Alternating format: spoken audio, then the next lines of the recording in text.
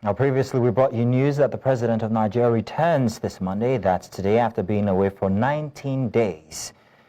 Joining us now for more on that is Courage Nsirimovu, a lawyer and civil rights activist from Port Harcourt, to discuss on this and the implications. You're welcome. Thank you for joining us, Courage.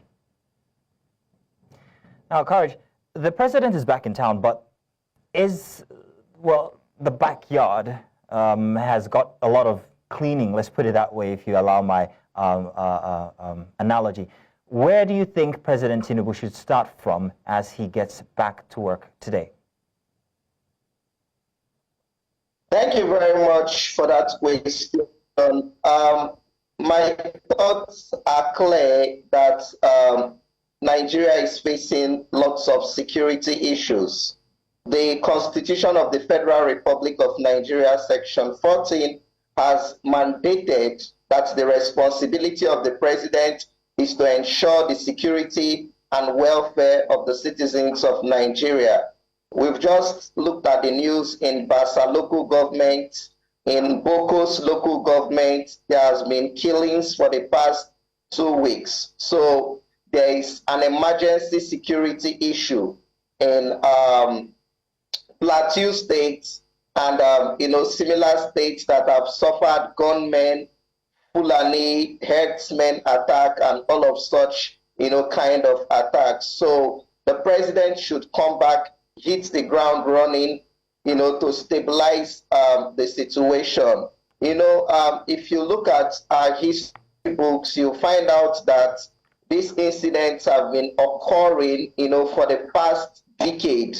It has been, recurrent from some time to time in Benue State, in Plateau State, in Kaduna State, and then it even trickles down to the south also, Enugu State, and I mean, it's a recurring decimal. So it's something the president must, take, serious actions to ensure that, he stops the situation. I mean, coming to declare state of emergency in Rivers State, where we don't even have any breakdown of law and order, is something he should consider reversing now that he's back into the country, because there are places in Nigeria that actually need that kind of emergency, not Rivers State. So the president should set his priorities right.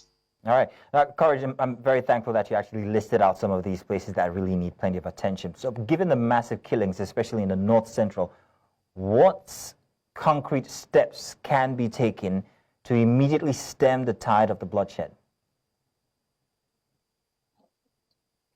Basically, the Minister of Defense, right, must work hand in hand with the Commander-in-Chief of the armed forces, which is the president, and strategize on how, to stop this spate of killings, because it's an emergency situation. These are human beings dying. So they must strategize and think of what's best to do in this circumstance.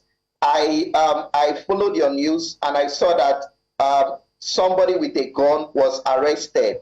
So the police, the Nigerian army, must come together to ensure that they do more of this preventive, see, hear the word I'm using, preventive arrests.